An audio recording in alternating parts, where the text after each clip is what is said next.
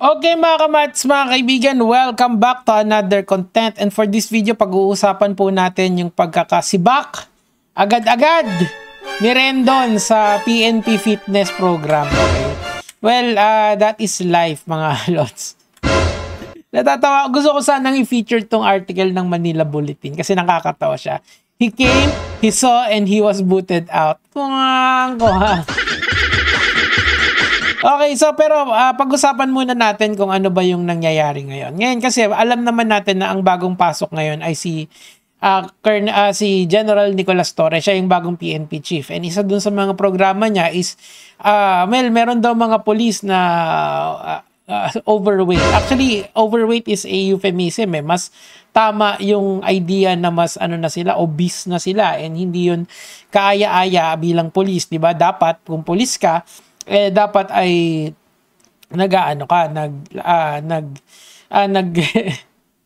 kailangan fit ka, 'di ba?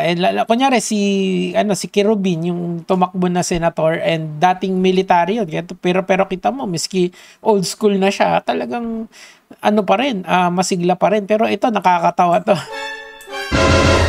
Na-evict agad Rendon Labrador out of COPS Physical Fitness Program. PNP resumes police techniques. Okay, so basahin natin to kasi nakakatawa eh, bigla siyang inalis agad. Siguro it's the negative publicity na nakukuha niya kasi si Rendon kasi has this reputation of drama mongering for the longest time in his life and in life here in social media, and hindi yun kaaya-aya. Okay, ito, netizens' unpleasant reaction to the photos and videos of July 19 physical activity posted on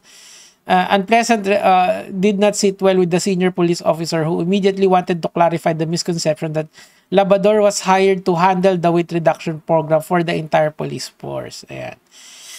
After just one day of showing what needs to be done to help overweight cops at Camp Crame in Quezon City, vlogger Rendon Labrador have been shown the way out of the police fitness program with no intentions of having him back. Okay? Last week, it welcomes any person or group. Okay. So, hindi pala siya yung official. Kasi nga yan nga yung sinasabi ko. Sabi dito sa article na to, and it corroborates naman. Sources said that some top official of the police organization were not comfortable with Labrador's over his controversial status on social media. Alam nyo kasi, eto real talk to. Madali kasing yung magpa-viral ng toxicity dito sa social media. Kaso nga lang talaga yung long-term effect nun. So eto, nakikita natin yung long-term effect nun, di ba? The last straw, according to sources, were the laughing emojis and criticism that dominated the comment section of social media accounts of media entities that when the stories of Labrador volunteering to help the policemen were posted. Oh! Kasi marami naman kasing fitness influencer na talagang fitness influencer na lang dyan. Halimbawa, ang pinakagusto ko kunyari sa diet, sa weight loss management or sa diet management, si Coach Janet Aro. I mean, hindi siya influencer pero very famous siya na nutritionist. And marami siyang atletang tinutulungan. Kung kilala nyo sila, si Carlos, si Paalam, yung boksingero, siya yung nutritionist nun. So, maganda yung track record niya. And hindi siya parang si Rendon, okay? Tapos pangalawa, si Smart Fit, 'di ba? Si Smart Fit kasi puro fitness tip naman yung kanyang tinuturo, or kung ako yung papipiliin diyan, yun siguro. And kukuha pa ako ng maraming TikTok influencers na health and weight loss management yung kanilang target, or even someone like, for example, si Doc Alvin. Kasi si Doc Alvin can really speak the language of the internet. So sa tingin ko, kung meron silang and nakita naman natin very fit ngayon si Doc Alvin, 'di ba? So these are the people that if I were to choose a handpick influencers, yun yung pipiliin ko. Not to say na si Rendon ay hindi okay na influencer. I'm not saying that in terms of health and fitness naman, si Rendon kasi talagang alam niya yung ginagawa niya kasi dati siyang I think ang contest niya is yung parang yung modeling yung sa kanya, hindi naman talaga bodybuilding contest yung sinasalihan niya. So in terms of zeroing in kung paano lose ng weight, I think si Rendon talaga has the credibility to do that. Kaso nga lang talaga, when you get influencer like this, talagang meron silang past na hindi ka aya-aya. And siyempre, ang gusto yung mga top officials na yun, hindi naman nila magigets yung meta ng social media. They just know na pag hinaha-reacts, hindi maganda. So, it is what it is, sabi na nga doon. Ito, while the memo did not specifically name Labrador, it referred to the June 19 physical fitness activity by the personnel of the police, community affairs and development, wherein the vlogger were invited to show off his physical fitness routine.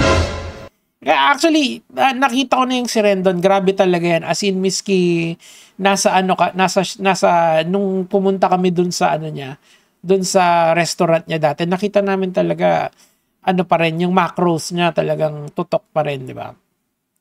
Ayan, in the PNP personnel, in this regard, PNP personnel are directed to refrain from sharing misleading content. The chief PNP, Nicolas Torre, has not authorized any fitness instructor to lead a weight loss program for the entire PNP. Yun lang. Yun lang. Social media officers should exercise caution in posting and sharing, avoiding spreading misinformation that may cause confusion. Last na yun, ha? Aray ko. Anyway, mga Lods, basahin nyo na lang yan. Galing yan sa Manila Bulletin.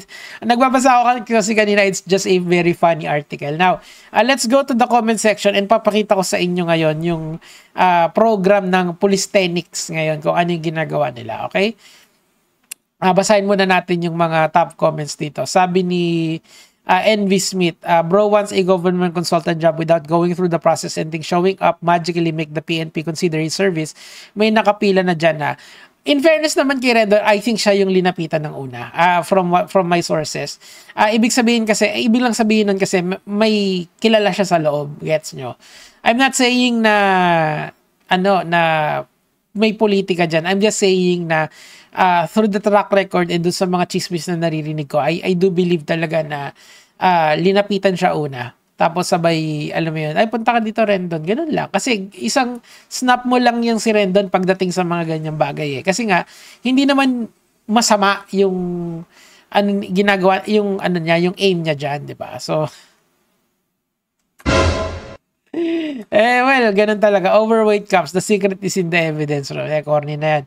They should ask the armed forces for training, military diet, so that those in ranks can lose weight quickly or become physically fit. Actually, meron naman din, I believe meron din physical training regiment ang PNP.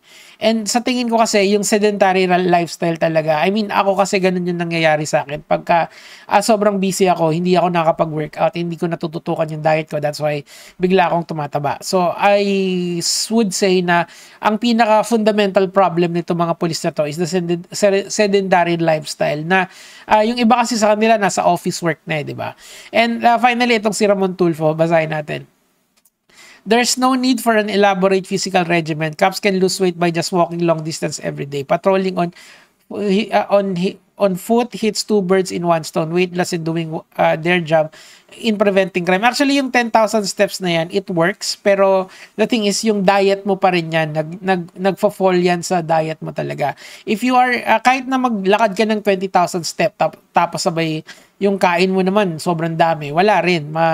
Yung na-burn mo na calories doon, mababawi mo lang sa kinakain mo. So, it's better to have a balanced diet and a working aerobic program and anaerobic program or cardio and weightlifting. Sa tingin ko yan yung kailangan i-integrate ng PNP and I do believe naman na marami dyan marunong na. So ano ba ang ginagawa ng PNP ngayon, 'di ba?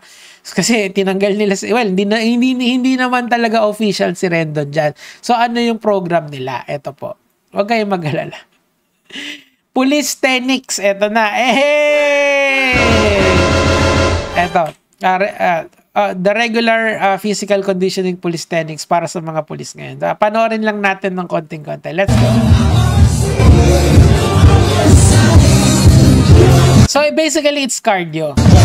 So ang idea kasi sa cardio, meron kasing fat burning zone yan, yung low intensity cardio, yung low intensity steady state cardio, LISS yung tawag dyan. Tapos meron namang HIIT, yung high intensity interval training. Okay, so this is what you want if you want, kailangan mo to at least once a week so that your heart rate, ito yung ano kayo, yung nag-i-sprint ka. So ako ginagawa ko to at saka hinahaluan ko nung LIIT na tinatawag, low intensity interval training, tsaka high intensity interval training if they're going in for cardio.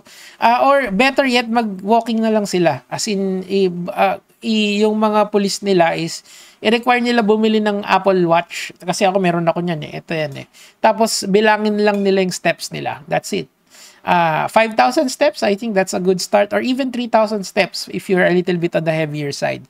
Kasi when you are very heavy, mas taas yung caloric requirement ng katawan mo to function. So mataas yung tinatawag na basal metabolic rate para doon sa mga nerds dyan na katulad ko.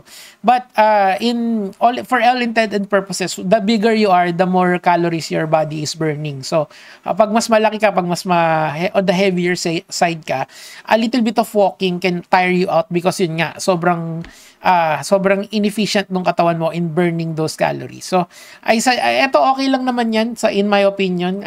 Kaso nga lang, may limitations kasi yung mga ganyan Kailangan talaga, you have to push yourself. Let's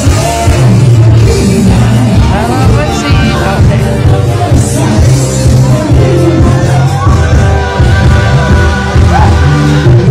Tayo'y magsayawan. Okay lang yan. It's a good start, lalong-lalo na dun sa mga ang problema kasi habang tumatanda tayo, tumataas yung visceral fat natin, yung fat na nakadikit sa organs natin. Habang mas bata kayo, mas madaling i-burn yun kasi mas active kayo and all of that. As barring of course na wala kayong any form of sickness, 'di ba? So, ayan, yung ganyan sa kanila yung iba sa kanila may mga edad na kaya mas mahirap sa kanila mag-burn. So, yan ako, yung isang resolution ko yun ngayong taon na to, and I think you would see the difference from me from December at tsaka ngayon, 'di ba? So ako, I'm trying my best na to live a healthier lifestyle, and I hope you do. Ikaw na nakikinig sa akin, wag lang puro news. Yun lang naman po yung sa akin for today. Rendon, congratulations and goodbye as well. Gege mga